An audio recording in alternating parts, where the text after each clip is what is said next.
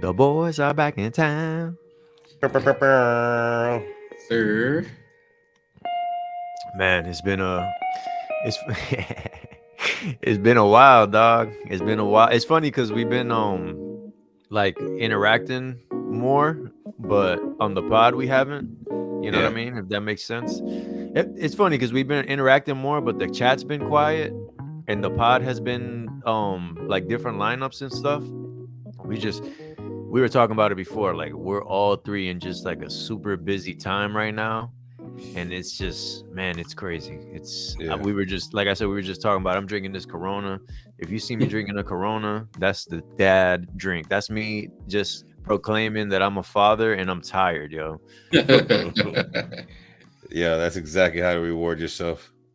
Mine's Facts, just Yeah. finally slowing down after the last 6 weeks, man. It's probably the calmest week I've had. I missed it, bro. man. I've commended you in our private chats, but dog, I don't know how you did it. 6 weeks away from home, on the go the whole time. No, like that's like a different dynamic because it's like you're on the go, and even if you're having fun, Yeah. you still don't get to like unwind and relax because you're not home. You know what I mean? It's like Facts. whenever we used to go like to I mean not used to because we still do this kind of stuff, but like whenever we would go to Atlanta, LA, whatever, just to work on music or just get stuff done, it's always like people think it's like, oh man, you out there, you just vibing or whatever. It's like it's work. You do enjoy it when you're in it, and you know you love the process. But it's like, at least for me, man, I'm the type of person I want to be home, dog. Like I just Yeah. want to Yeah. be home every time. I agree. And it was it was just action packed. We go over there and we're visiting, so we have to make the most of everything. And now her entire family's there, my entire family's there, her friends are there, my friends are there, and it's just like a group of 100 people combined that we got to set time aside for. And there's not enough time to do it on the weekend, so that includes Yeah. fitting in weeknights. And just like when Q was over there, we did have a barbecue, but y'all was working that morning. Y'all pretty much did work that morning. You still have to fit. You can't just have one day for one thing because there's not enough time. Facts. Facts. And like Yo, this past weekend was my first free weekend, and it felt amazing. so Joe, I don't know if you ran into this at all, but how does it feel when people kind of feel like they're entitled to your time? Do you run into that? Like where somebody's like The feeling a certain type of way or something? My first year gone, yeah. Every time I went back, I kind of felt obligated, and if I didn't, I felt bad. But I said after the second year, I'm like, nah, man, y'all don't even know how much work it is to come and see y'all and not be able to say, hey, I'm doing this, just come through. So that's how it is now. So these last maybe few months, I've switched to I'm gonna be there. I'm gonna be doing this. If you want to come and meet up, come through. If not, then we'll try to work it out. But we planned that barbecue a month before I went out there. And Mhm. that's just to make sure. That's to say, if we plan that, I'm going. That's what I'm doing that day, and I'm not doing nothing else that day. And just because of that, so if I didn't plan something with you, and I'm out there, and you're like, "Hey, oh, we're not gonna hang." I'm like, "Hey, look, this is a list of stuff I'm doing.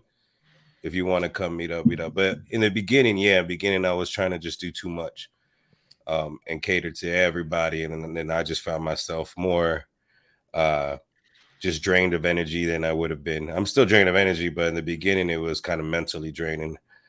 Now Bro, it's Joe, more. Joe, you was gone so long, bro. Your car battery was dead by the time you got back. Yeah, I was gone so long. Lester doesn't even remember what my office looks like. He's questioning everything. He Facts. say he doesn't remember the couch behind me. I thought he was in a different room. Like I'm like, what's going on? You reorganized or something?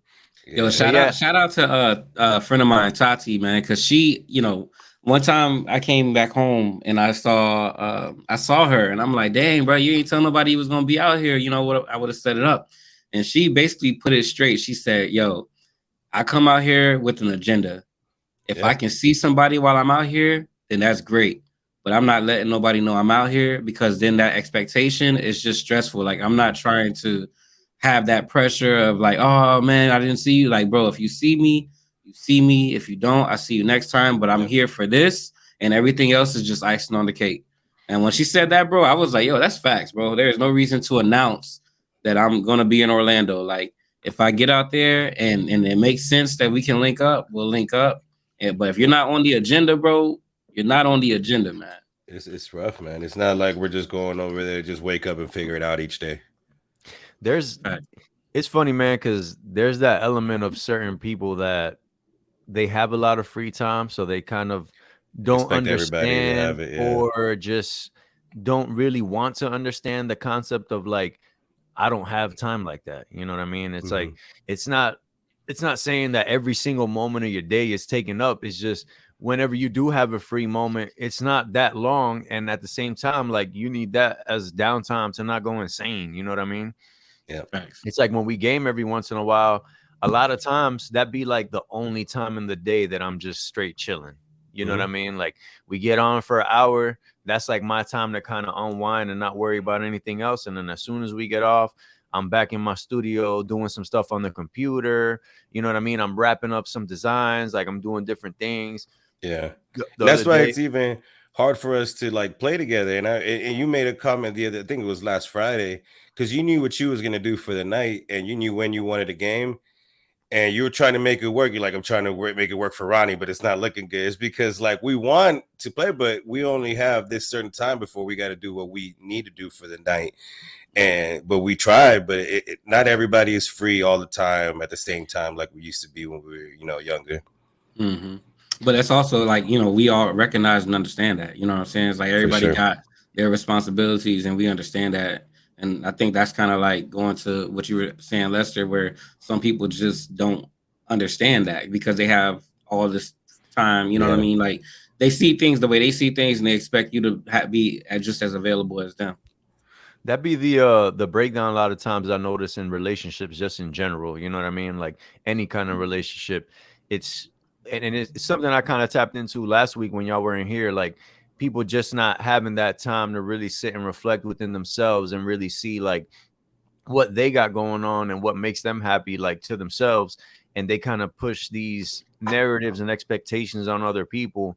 And it's something that I've encountered, especially moving around with the music stuff, where like certain people have different reasonings why they're in the situation they're in, slash they have different ideas in their head of why they haven't gotten farther than they have. But at the end of the day, like we're all busy. Like everybody has their thing that takes up a big chunk of their day that they have to kind of navigate around to make other stuff happen. And Yep. it's like if you're just not going to be the type of person to figure that out, then you're not going to understand, slash I'm not going to waste my time making time. You know what I mean? Especially trying to make time for somebody that just got nothing but time. Yeah. Like if anything, you should be revolving around what I'm doing because you don't got nothing going on. You know what I mean? Mm-hmm. Facts. No, I agree. And it's important to, like I said, as I get older, and I do this more than I did when I was younger.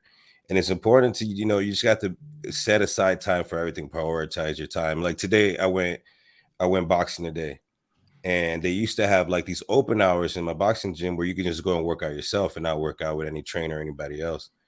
And they stopped that, and I asked, I was like, "Dude, you have that?" And she's like, "We don't advertise it, but we do it." And I was like, "Can you give me like the weekly hours where I can come in anytime I want?" Because that's the biggest issue of me getting a boxing workout is they only have certain hours where I can go in there, and that doesn't align with my schedule. But I need it because that's one of my best workouts. That's where I burn the most. So now I have a custom schedule, and I have hours written down literally on the sticky note of when I can come in and do my own private workouts. And now like that just opened a whole new world to me. Now I can rearrange my whole day Mm-hmm. without fitting in the only times I have for boxing and fit in boxing when I have time. So that little bit of just asking the question and giving the intent to trying to find the best time for me to do it has opened up a whole new week for me. So next week is going to be amazing now that I don't have to plan my whole day around my workout. Now I could just do my day and be like, okay, look, I got 3 hours here where I can hit a workout for like 45 minutes whenever I want. Boom. How's everything going with the engagement party, Quincy? I know you got Oh, that coming up this weekend. I know you've been running ragged, traveling and kind of preparing everything for it. How's that Yeah, going? it's been busy, man. Yeah, for the last, I would say, month and a half, 2 months, I've basically been just because we're having it in the backyard. Got the pool done, so the pool's looking amazing. you know, been basically clearing out the backyard. We've been in this house for about a year, and you know, we were taking care of the inside, but I just hadn't gotten to that backyard yet. So I finally was like trying to lock in and get the backyard looking pretty good, which I did. I basically, you know, finished what I needed to do last week before I had to leave out to Chicago for work. Just got back from Chicago last night at 11 p.m. The engagement party is on Saturday. There's a few other things going on. Literally got guys outside cutting the grass, trimming the trees and stuff right now. You know, just trying to get things situated, man. Are they aligning the tiles for you? No. Hey, look, I'm keeping the tiles just like that for Lester. Yo, that was so funny, dog. Because to let everybody kind of know, Quincy sent a picture in the chat of like him like remulching like all the different areas around the house and stuff, and it looked really nice. But then like he sent this like path of like these tiles, and like 2 or 3 of the tiles is like mad off the path. And that's the before picture. He sent the first picture, and I'm like, you know, all right, you know. Then he sent the picture after, like, yeah, I finished mulching it. And like you could tell he moved the tiles, but you can also tell he was like, fuck it at some point, and was like, just this is cool, like how it is. And at that point, I'm like, come on, dog, you gotta straighten them tiles out, dog. Look, man, I gave it a little curve.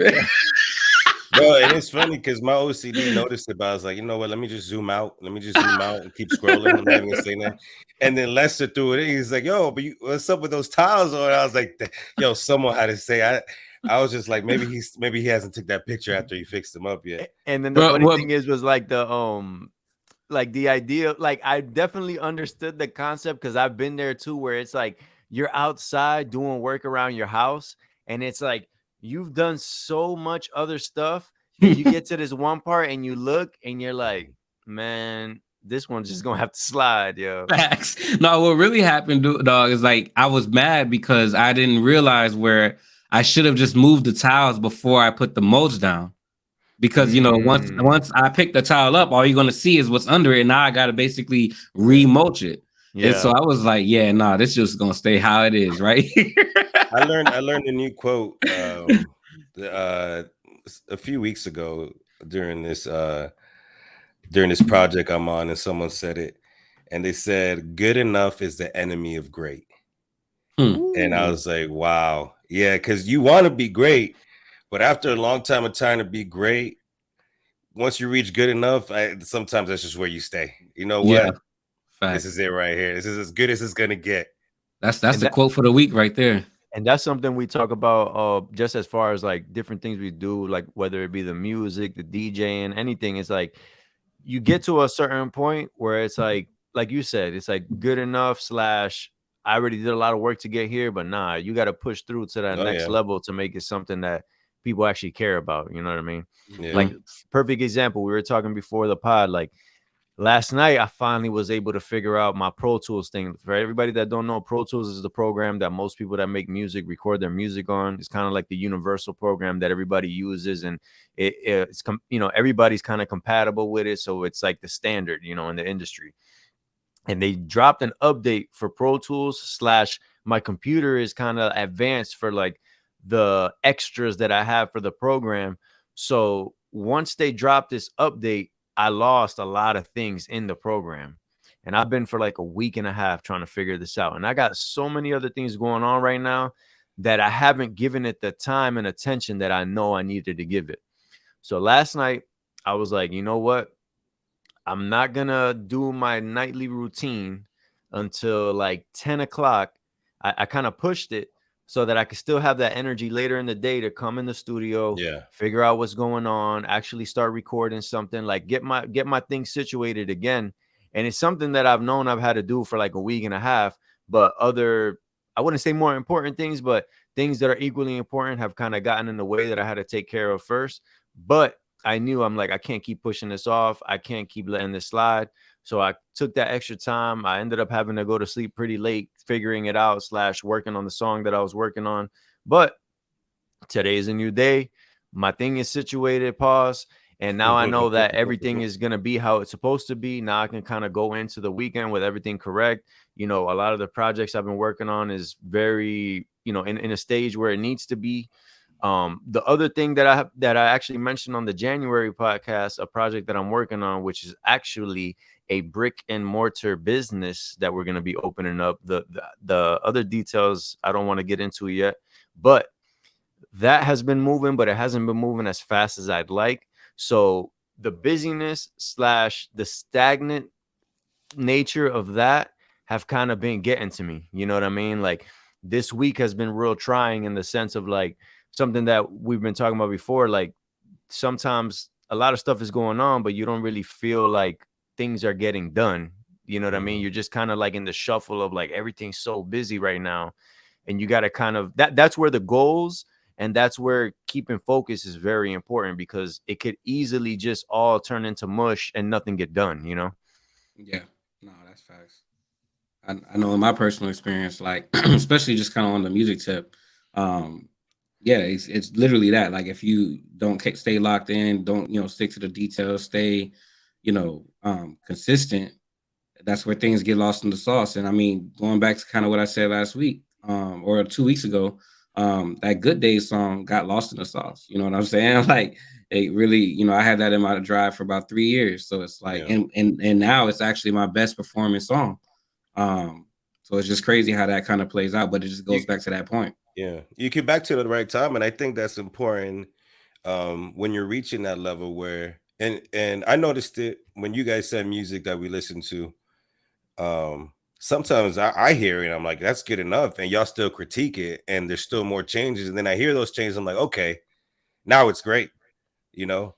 And so you have to, if you can't get to that great level, you need to take a step back. And that's what I find myself doing. I'm like, if I'm not putting it, I'm like, no, maybe I need to come back to this later. And that later, like for Quincy, might be 3 years.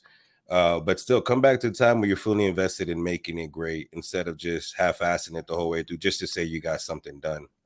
Yeah, I definitely feel that because I have somebody in my life that it's something that I always tell them like, hey, you might not have the time right now, or you might not have the perfect situation to be able to follow through the way you want to, but just chipping away at that is so important.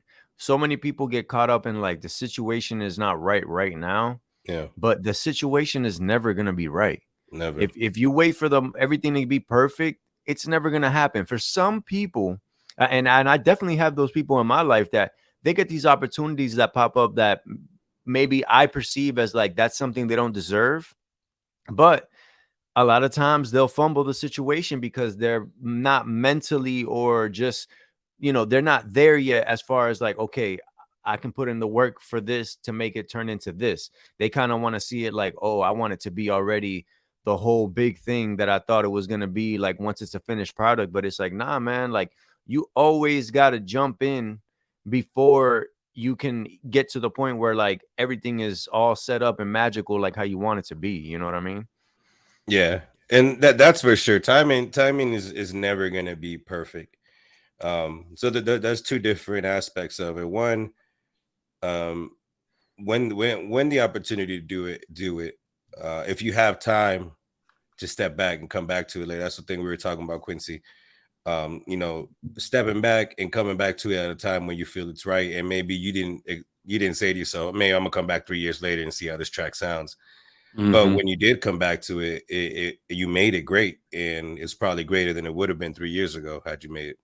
Facts. And to be like just to give my transparent feelings about the situation with Quincy and the music, it was something where it was like from the outside looking in, if you didn't really know what was going on, it was kind of like, dang, what's going on? Where did the music go? Where did that vibe go? Like what's happening? But me knowing the situation and kind of being around it, I understood like, dang, the music isn't being done right now, but I know that all these other things are being worked on. I know there's a plan in place. I know there's a vision, and something that we get caught up a lot in with social media and with music in general. Like since we're talking specifically about music, is like that there's like an age limit or something like that. And I think about somebody like Ronald Isley and the Isley brothers, where it's like these guys, I believe they said they debuted in 1959. Man, I mean, they still Crazy. dropping new records. They're still working on music. They're still touring. Ronald Isley's talking about he don't even feel right when he's not nah, that's for touring and real. making music. Yeah. Yeah, bro. I mean, All they've right. been Icy Brothers are around. legit. They've been going, hit for hit with artists since the 60s, bro. Like since 59 Active till from now, bro. 1954 to present. Like that's something that just I mean, I've never had the thing in my head of like there's an age limit on music, but it's something that's real big, like just in the and it's not even something that's real big in music itself. It's really big in the urban scene of music. You know what I mean? Like growing up in Wentworth, it was always kind of like this thing where everybody wanted to be the young rapper that was the dopest. You know what I mean? Like, and even if you had somebody that was like 25 that was nice, it's like, bro, you old. You know what I'm saying? Like, I'm spitting right now. I'm 15 and I'm spitting right now. You know what I mean? Yeah. I got everybody in school listening this and that.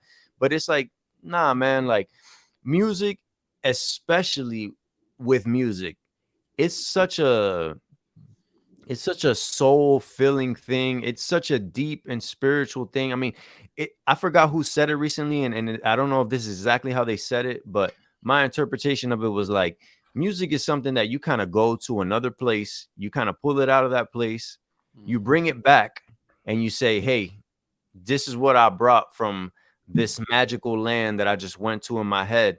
And then me as an artist, just like when I open my phone and I open my Instagram and I see somebody saying like, man, this, I listen to this song every day, or man, like, they say, or like, for example, Spotify, they give you your stats, they give you your wrap up at the end of the year, like, and it tells you like this certain percentage of your fans, you were their favorite artist. They listen to you every single day. That kind of thing is so special and magical to me. And just the idea that I could, like I said, go to that place, bring something back for people to make them feel so good and just lock in such a good memory for them. There's just nothing like it. And you can't tell me that there's an age where you say, hey, you can't do this anymore, or it's not going to be effective, or whatever the case is. Like, ain't no way you can put a limit or a box on something so magical. You know what I mean? Mm-hmm. Yeah, no, And that's agreed. something where like why I'm so critical of music in general and just any music, because I'm always looking, and even my music, like I'm so critical of it. Going back to what you were saying, Joe, like you hear something and be like, oh, this sounds dope. But I'm looking at it like, bro, I want this to be something that when somebody hears it, they just have a feeling that they can't describe, and they can listen to it 50 years from now and it transports them back to that place. And that's something that's not hard, that's not easy to do. You know what I mean? And that's why with music, something that me and Quincy always talk about is like, you only got to be right once. Yeah. You know what I mean? Music, it hits people different ways, but sometimes there's just that one song that when you just do it and people hear it and they feel it, it just works. And that's what you're chasing as an artist. Like, you're trying to do that as many times as possible, but you want to do it at least once. Right. Do you have one song like that you feel that way every time you hear it? I mean, for me, I'm a very harsh critic of my own music. It's something that we've talked about before. I don't know if we've Well, really talked any about. artist. Oh, just from any artist, Yeah, period? any artist, period. Yeah. Man, I that, have one, and something just reminded me of it recently. That's how I feel when I listen to More Money, More Problems. I feel like that Oh, you is my mm, all-time favorite song. I could listen to that any day, anytime, any amount of times, over and over again, and I'm still not tired of it ever. bro, it's crazy that you said that song, because let me tell you a crazy story, dog. So obviously, I've heard a lot of music growing up and just back in the day and stuff, but the time that I really just got tuned in and really like zoned in on hip hop and like really just fell in love with it was literally that song, bro. Yeah. I had moved to Texas from Puerto Rico, and it was like maybe like a year or two. Like, it was at the point where like I was no longer like real like island Puerto Rican. I was kind of like more assimilated into the US, and I spoke English real good and everything. I was like kind of in a different headspace than I was when I was, coming over here from Puerto Rico or whatever. I had these neighbors, bro, a brother and a sister. And when I hung out with them, they put me on to that More Money, More Problems. Like that, they had just dropped at that time. And it was something that, like, I remember watching the video, I remember hearing the song, I remember hearing the old school vibe. And I didn't know what it was at the time, but you know, they had that kind of sample with the old school vibe, the rapping, the singing, just all the elements of it. It just drove me nuts. You know what I mean? I was like, bro, what is this? And then the video is like the equivalent energy and like matched the song so good. There was, I couldn't see that made any other way. And then this was at the time when All That was really popping. And if y'all remember All That, they always had a musical guest at the end, and it was always a super dope guest. Mace was on there. I think the Locks was on there. Like, they had everybody on there. I mean, it was crazy. And those kind of two things like going together was what like really made me lock in and love hip hop. You know what I mean? Like that song. But going back to your question, that song for me that I can never skip, and it just gives me this feeling that I can't describe, is DMX Slippin'. Oh, I love Slippin'. Whenever I hear Slippin' by DMX, that hook and just like just everything about that song, it's so full of pain, but it's so full of hope at the same time. And it was just like, it hit me at a time where, like, even though I didn't relate to the things he was saying in the verses, and I didn't really understand what he's talking about until way later, just the overall vibe and the feeling that it gave me, like, dang, man, like, life is tough, but man, I gotta get up. You know what I'm saying? And he said it so hard in the part where he's like, I got to get up. Like, you could tell, like, that's how he felt. Like, you knew he was going through it, but you know, you got to get up, especially where you're at and how far you made it. And like, everybody thinks that Drake thing is corny that he added a Kim Kardashian line, but it's true. Like, you don't come as far as you are today just to stop.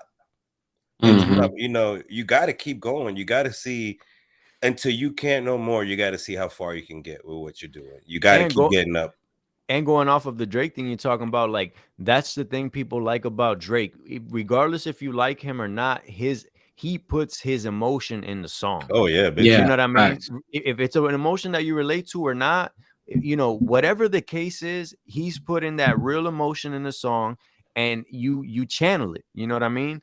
And that's like one of those things about DMX that it's like, I feel like he's especially one of those rappers that gets a little lost in translation in time. You know what I'm saying? Like, it's not something that you're really going to listen to later on and necessarily catch the vibe of what it really was. But it's like seeing all the stuff that he was going through and the what he was doing, and just like the music he was dropping and just the feeling behind everything he was doing, it was just so special.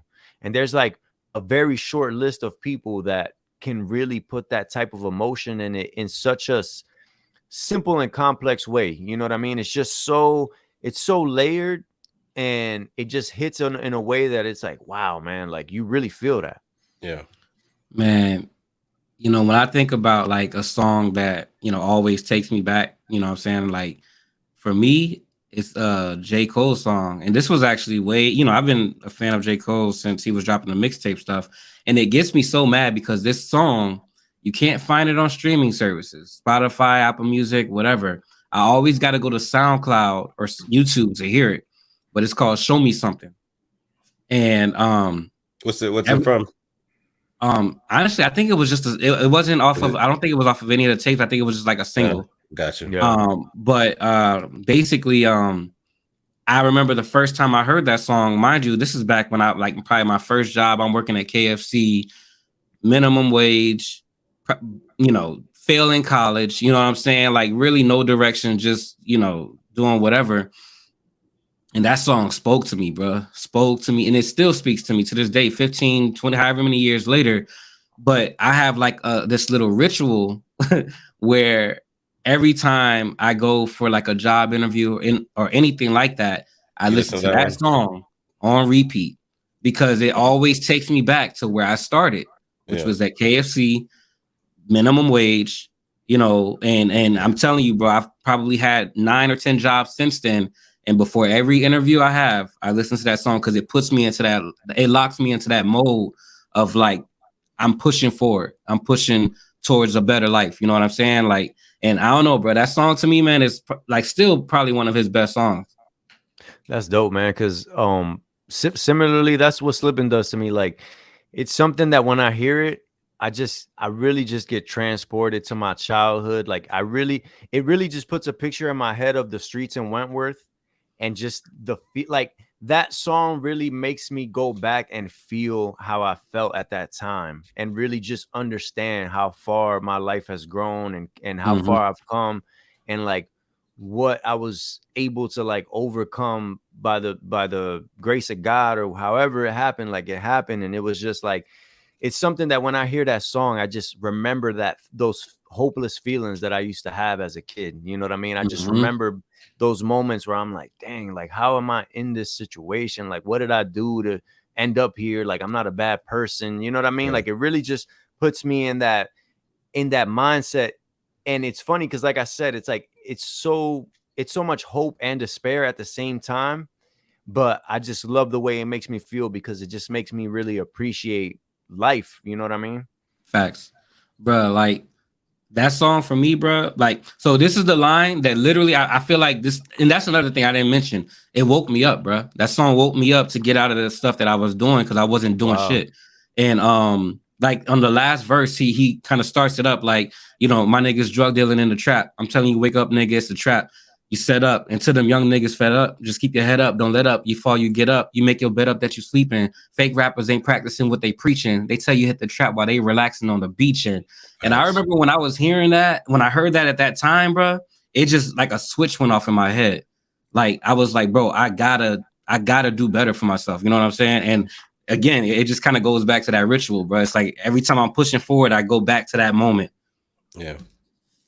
It all means something. The click for me, that the feeling that more money, more problem gives me is just honestly what was just the flashiness. And it's something that I've always wanted to attain. And now I'm not that flashy, but I feel that in my life, what I have is flashy, like, and it's just simple stuff, you know what I mean? But I feel, to me, I've reached that point where I'm getting what I've always considered was flashy in my life, and I'm getting it now, and I'm living that flashy lifestyle.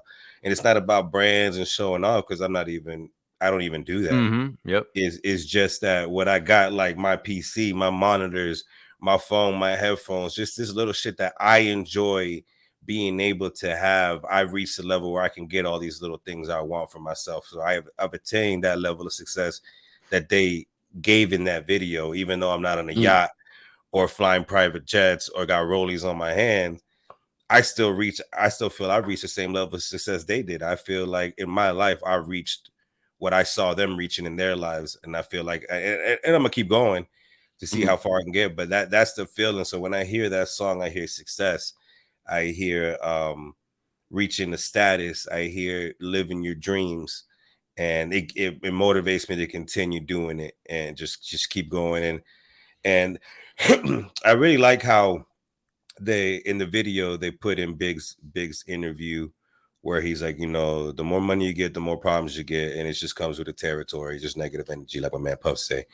But it's true. But the way I looked at it, you're gonna have problems your whole life, no matter what. And if you think that reaching a certain level of success is gonna bring you more problems and more stress, you're gonna get that shit anyways. And you shouldn't let that kind of stuff hold you back. So that's kind of the message I've always heard, and that's how powerful that song was to me. And then that's why I still hear, and I'm like, oh yeah. It just motivates me, fuels me, you know, just acknowledges that I've continued in my path as I should be, and I still got more to go. It's crazy how all three of these songs are so different, but like they kind of hit us all the same as far as like pushing us forward. You know what I mean? Like, and even just speaking specifically about like lyrics in the song that made me feel a certain way. Even just the beginning of the song for Slippin', like the beginning, as far as the beginning of his verse where he goes, "I've been through mad different phases, like mazes, to find my way. Now I know that happy days are not far away." Like just like that right there, when I really like took that in and understood that, it's like, man, like you're in the situation you're in. You know what I mean? You can't change right now, but you can make changes to be somewhere else later. You know what I mean? Like, And that's something we're kind of wrapping up right now, but it's something definitely I want to tap into because it's been something that's been heavy on my mind as far as, I've been able to kind of like get out of the trap, kind of like Quincy was talking about, you know what I mean? Like getting out of that trap and moving forward. But I also understand the idea that some people don't have that luxury to have that light go off. And a lot of people think that that's something that people don't have happen to them because they're ignorant. I mean, not because they're ignorant. They think that it's something that they just say, oh, no, I'm lazy, or nah, I don't want to do better, whatever. A lot of times there's people that just don't have a situation or somebody around them to really say, hey, there's something better than this.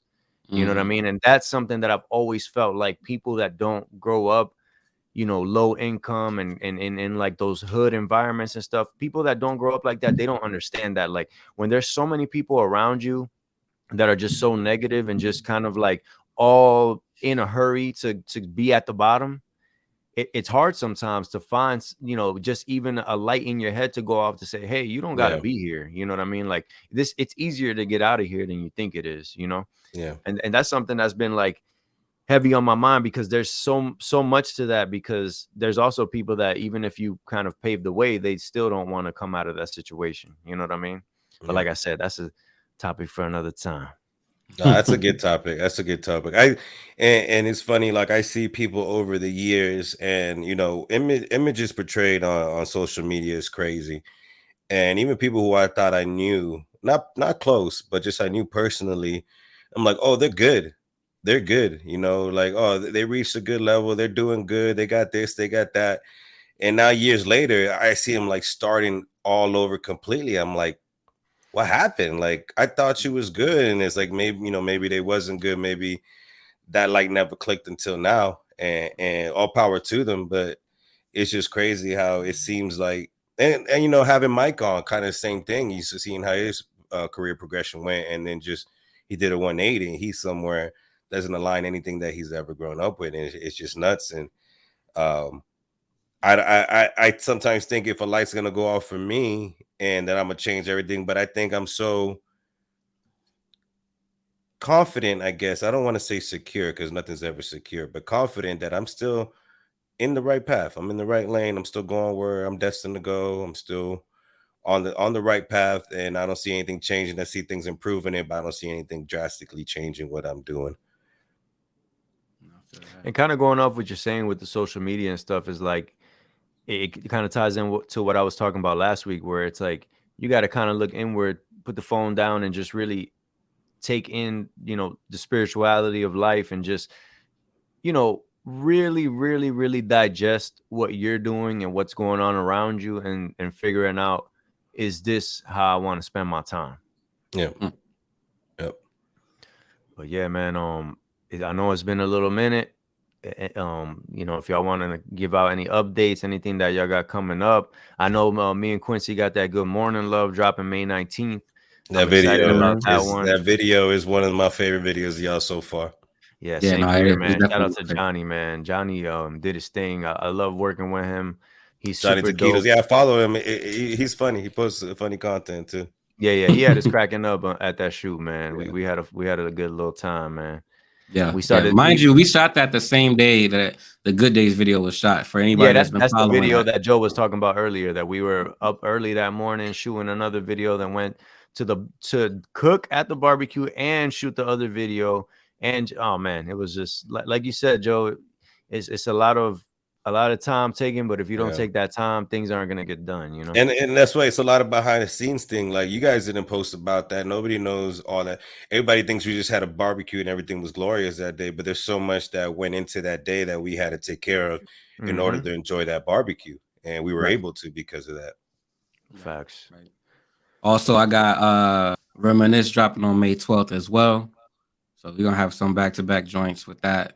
So yeah, definitely man, I'm excited, bro. It's been a good few months with the music tip. Just kind of going back to what you said earlier, that's just about the last couple of years, and kind of having, the situations I was going through kind of causing a little bit of writer's block, and, just things that I was going through kind of stopping the music journey, and being able to kind of just be consistent over the last few months has just been so exciting. So Yeah, man, y'all tap in with Reminisce on May 12th, that Good Morning Love joint with Les on May 19th.